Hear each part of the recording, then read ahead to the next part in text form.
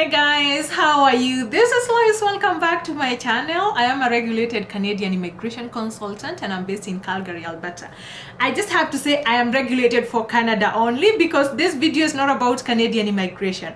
However, it's my duty to inform you of important programs that I think most of you can take advantage of. So I'm not selfish. I'm here doing you a public service. So this is just for people who are interested in going to the US or even people who want to come to Canada. However, you know, the Canadian immigration program is quite restrictive. So if you want to check out Plan B, US is a very awesome place. So I want to just give you a few tips about the DV lottery. And I know I've already done a video about this, so I'm not here to repeat that video, guys. Okay?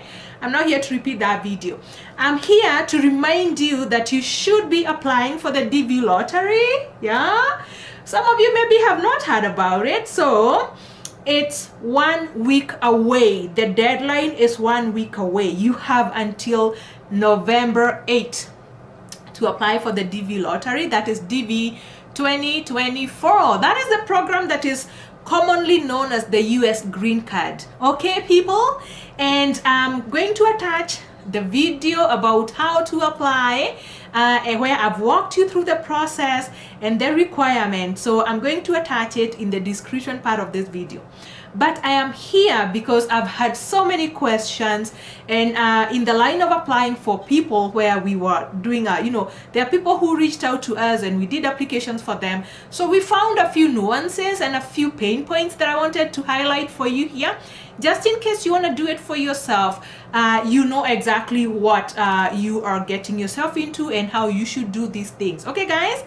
Yes. So guys, here are some things I want you to consider before you do the application process. And I believe number 3 is going to excite you. Number 1, you don't need anyone to apply for you for this program. I know, I offer services, but you don't need me to apply. You also don't need to pay anybody.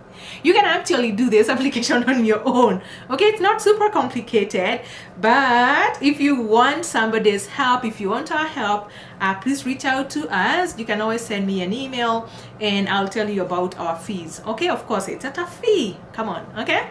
So, guys, what I want you to do is, if you're going to apply, the clock is ticking. So this is the time to apply. I know majority of you heeded my advice and you already applied, but for those ones who are struggling for one reason or another, maybe it took you time to get some of the requirements, this is still a good time. As I said, the deadline is on 8th. You have another 7 days to go. Number 2, this year, the passport is not mandatory. I know this has been a hindrance for a lot of you. So if you don't have a passport, don't have to worry. So this means that it should not stop you. So what are you still waiting for? What are you still waiting for? Why haven't you applied? You don't have an excuse saying, oh, Lois, I didn't have a passport, or my passport was expired. My friend, you have no excuse this year. Okay? Number 3, to increase your chances of winning, because it's a lottery. Come on, guys. It's a lottery. They say to increase your chances, if you're married, you can actually apply, both of you. So your spouse can apply and you can also apply. Okay? You are married, yeah, but you can have 2 applications in the household. Even your adult children can apply.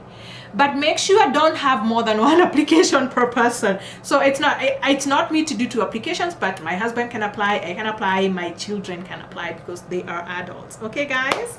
The other one is, guess what?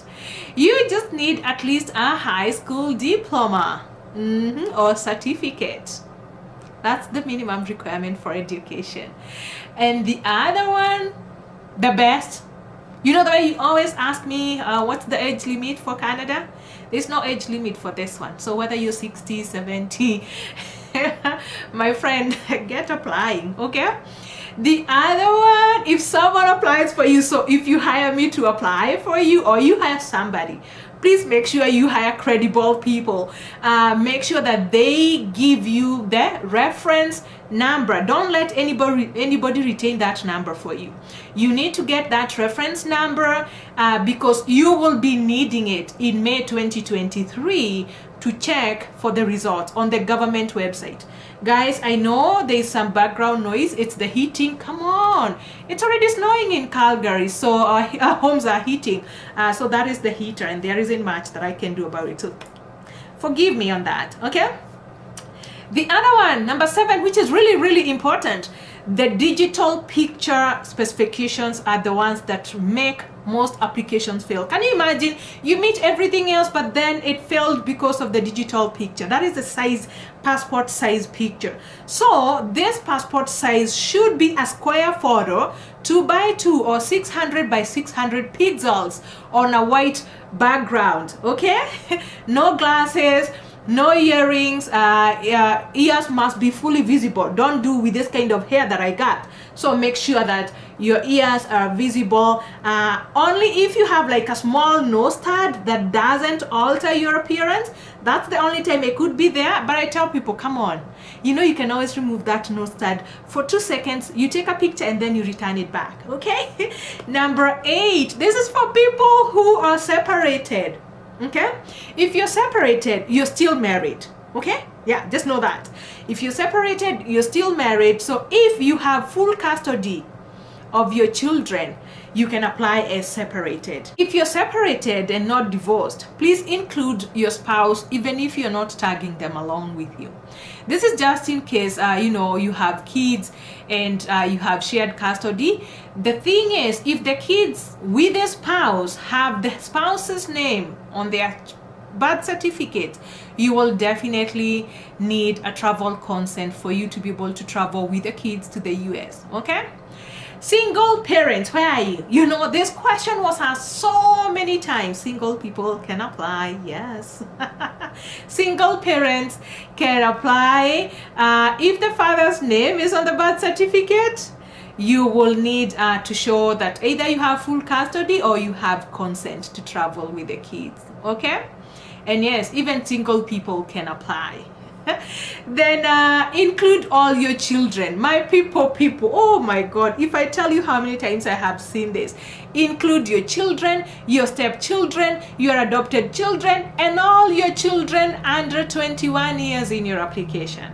You know, for some reason, and I don't know where this comes from, people just apply on their own and they leave their kids, and then it becomes very hard to add those kids after the fact, okay? That is if you win. So if you're 18 and above and at least out of high school, you can do your own application, okay? So for your kids, remember what I told you, to increase the chances in a family, your kids who are adults, that is over 18, they can actually apply on their own, or they could be part of your application if they are under 21, okay?